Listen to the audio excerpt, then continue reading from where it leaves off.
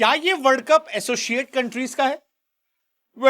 इस साल 2026 टी20 world cup में एसोसिएट्स नेशन जो है वो फुल फ्लेजेड नेशन को बता रहे कि बाबू क्रिकेट में कुछ भी हो सकता है। मतलब यूएसए ने इंडिया को ऑलमोस्ट पटक दिया था, नीदरलैंड ने तो हरा ही दिया था, स्कॉटलैंड ने सरप्राइज किया था, लेकिन नेपाल ने इंग्लैंड को लगभग हरा दिया था। वो जो नीदरलैंड के प्लेयर ने कहा था कि पाकिस्तान जीता नहीं, हम हारे, नेपाल के लिए भी आप वही कह सकते हो। इंग्लैंड नहीं जीता है, नेपाल हारा है।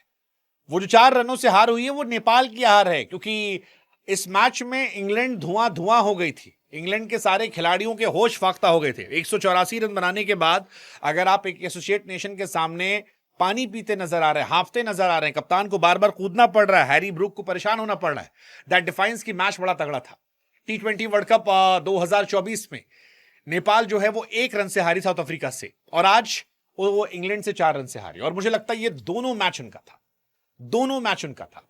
शायद भविष्य में जीतेंगे भी, अभी नई टीम है, इसलिए पूरा मैच कंट्रोल करने के बाद आखिरी लम्हों में वो जो पैनिक सिचुएशन आती है, वहां जहां एक्सपीरियंस काम आता है, वो शायद रह गया।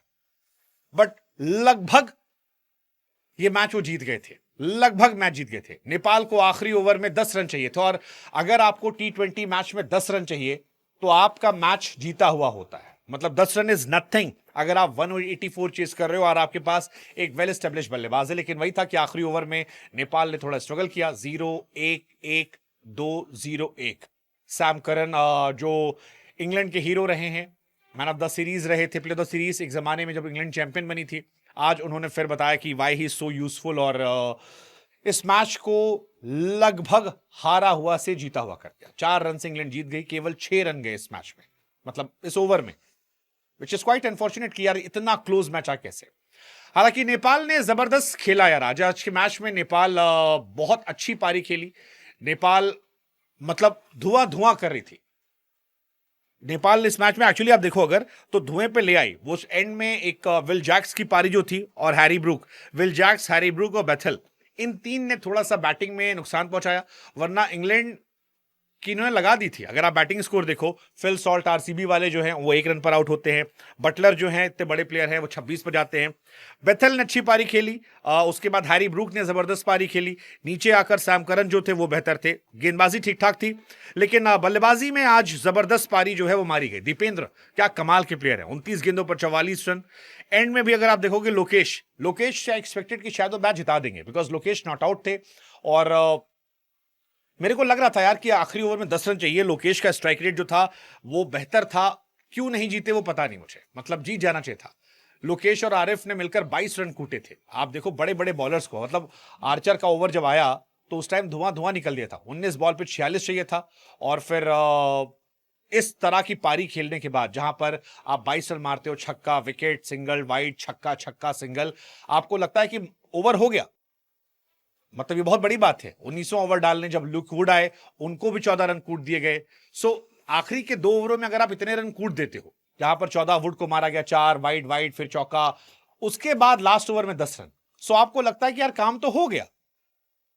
मतलब 19 गेंद 46 रन अगर आपको ये चाहिए, और उसके बाद आप पिटाई करते हो, आप जोफ्रा आर्चर पिटाई करते हो, आप पिटाई करते हो वुड की, तो आपको लगता है यार हो गया। लेकिन आई थिंक वो पेस का शायद डिफरेंस हो गया होगा, या प्रेशर ले लिया, पता नहीं, और फिर आखिरी में 5 रन जाते हैं और इंग्लैंड 4 रन से मैच जाती है।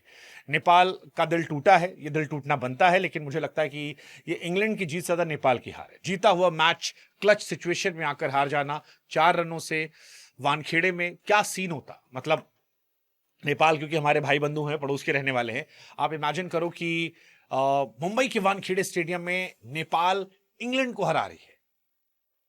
आज रात नेपाल में खुशियों की लहर दौड़ पड़ती और अलग कहानी आती, बट नहीं हुआ। इंग्लैंड ने यह मैच जीत लिया। 184 बनाए थे इंग्लैंड ने, 180 पे नेपाल सिमटी और 4 रन से मैच जीत गए। इंग्लैंड ने टॉस जीता था। बटलर, बेथल, हैरी ब्रूक, जैक्स, ये 4 ने अच्छी बल्लेबाजी की। नेपाली गेंदबाजों की बात की जाए तो शेर मल्ला 3 ओवर 35 रन, दीपेंद्र हमेशा की तरह अच्छे थे, बैटिंग बॉलिंग दोनों, 3 ओवर 2 विकेट। नंदन यादव अच्छे थे, संदीप लामेचान इकोनॉमिकल थे, 1 विकेट निकाला। बैटिंग में रोहित थोड़ा स्लो थे। मुझे लगा कि शायद नेपाल के हारने का रीजन ये भी था कि 34 गेंद अगर आप 39 रनों बनाते हो तो फिर मतलब वो एक स्लो बैटिंग थी 34-39 पे, तो आई थिंक वो एक प्रॉब्लमेटिक था, क्योंकि आप बेटर एक्सपेक्ट करते हो। रोहित का बैटिंग एवरेज वाज 114, 2 छक्के 2 चौके मारने के बाद, यानी डॉट बॉल्स जो है बहुत खाई उन्होंने 119 के बैटिंग के एवरेज से। I think this could be one of the reason. बाकी ठीक था, आरएफ भी थोड़ा स्लो थे, 8 बॉल 10 रन 125 का स्ट्राइक रेट। आई थिंक ये दो बड़ा फैक्टर था जिसकी वजह से ये मैच गया, बट कोई बात नहीं, नेपाल ने सरप्राइज किया है और आई एम श्योर कि आने वाले समय में वो आपको और सरप्राइज करेंगे। आने वाले सीजन में 2-4 बड़े उलटफेर होंगे, क्योंकि एसोसिएट्स नेशन बता रहे हैं कि वो पटक सकते हैं। इमेजिन नेपाल ने पाकिस्तान को हरा दिया, वाह, such a good headline. I believe ऐसा हो सकता है। लियाम ने 2 विकेट निकाले, 4 ओवर 21 रन देकर। सैम करन 4 ओवर 27 रन देकर। रशीद की पिटाई हुई। जैक्स अच्छी गेंदबाजी की, 2 ओवर 17 रन। जोफ्रा आर्चर की पिटाई हुई, 4 ओवर 42 रन। ल्यूकवुड की पिटाई हुई, 3 ओवर 31 रन। बट एंड में नेपाल अच्छा खेल कर हार गए। हार कर जीतने वाले को बाजीगर कहते हैं, जीत कर हारने वाले को नेपाल कहते हैं। कोई नहीं, I support Nepal, I support Nepal cricket fans, and I hope कि आने वाले मैचेस में एसोसिएट कंट्रीज की तरफ से कोई बड़ी टीम को आप पटकेंगे पटकेंगे यार नेपाल। क्या वो पाकिस्तान होगी? I would love to see. Thank you guys, lots of love to you.